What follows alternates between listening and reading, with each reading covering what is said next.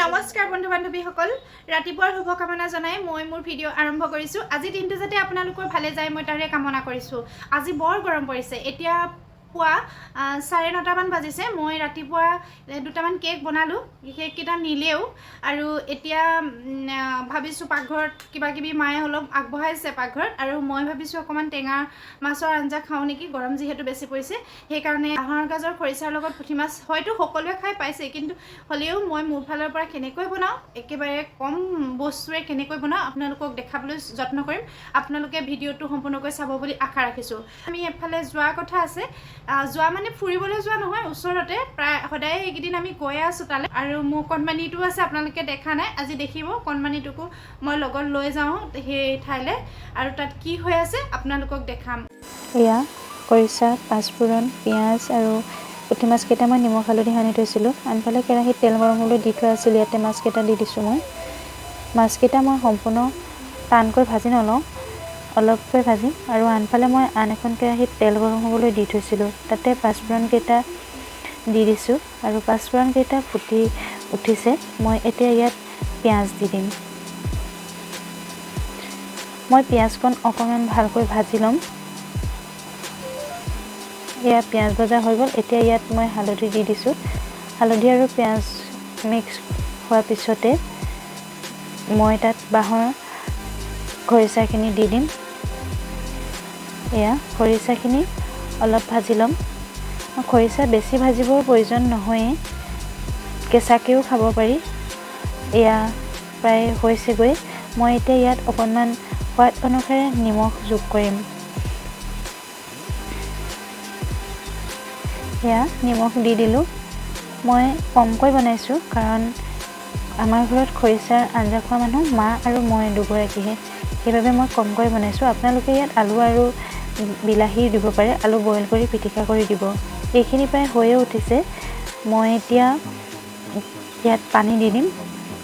মই গৰম পানী ব্যৱহাৰ কৰোঁ, যিহেতু আঞ্জাত গৰম পানী ব্যৱহাৰ কৰিলে আঞ্জাখনৰ সোৱাদটো ভাল হৈয়ে থাকে। এতিয়া মই ঢাকনখন লগাই দিম। এয়া ধুনীয়াকৈ উতলি উঠিছে। এতিয়া মই ইয়াত মাছকেইটা দি দিম। মাছকেইটা দি মই ঢাকনখন আকৌ লগাই দিম। এয়া চাওক, ইমান ধুনীয়া ৰং ওলাইছে, দেখি খাম খাম লগা হৈছে। এতিয়া মই বাৰীৰে কেইখিলামান মান ধনিয়া ইয়াত দি দিম। এয়া এতিয়া মই গেছৰ ফ্লেম অফ কৰি দিছোঁ, আৰু গৰমে গৰমে ভাতৰ লগত পৰিৱেশন কৰিম।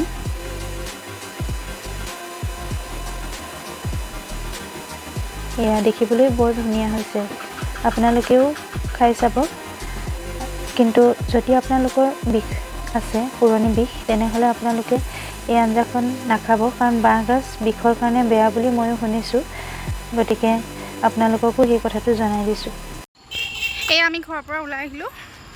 এতিয়া ৰাস্তাত আহি আছোঁ। এইটো বেটা, হাই কৈ দিয়া বেটা।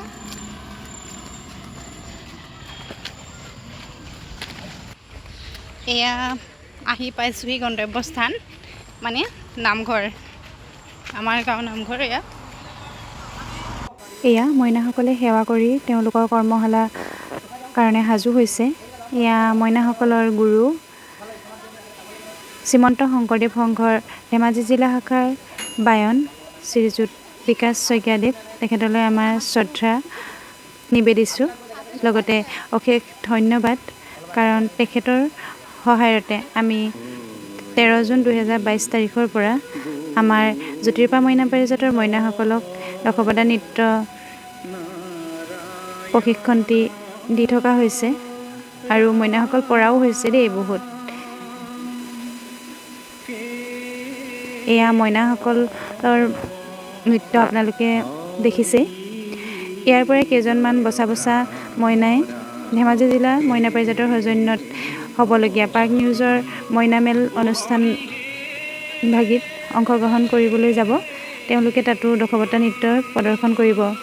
মইনাসকলৰ পোচাক আৰু গুৰুৰ পোচাকক লৈ কোনো ধৰণৰ বিতৰ্ক নকৰিব। যদিও আমি নামঘৰৰ প্ৰাংগণত এই নৃত্যভাগি কৰি আছোঁ, হ'লেও নামঘৰৰ মূল দৰজা যিহেতু বন্ধ হৈ আছে, গতিকে আমি এনেদৰেই কৰিছোঁ।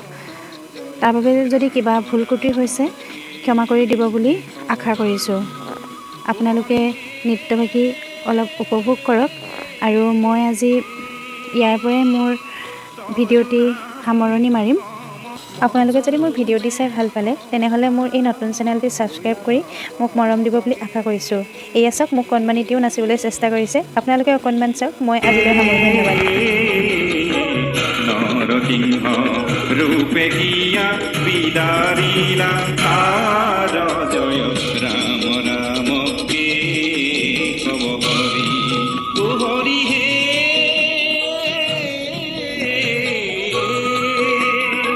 বামন স্বৰূপে অদিতিৰ বাক্য পালিহে ইন্দ্ৰ কথা বিলাসলে বলিত নিকাৰী জয় ৰাম ৰাম কে কব হৰি ও হৰি হে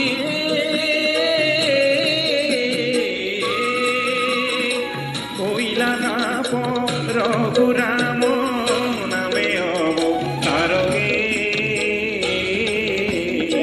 প্ৰদক্ষিণ কৰি ভূমি তিনি ঘাট পাৰ ৰাম ৰাম কে কব হৰি ও হৰি হে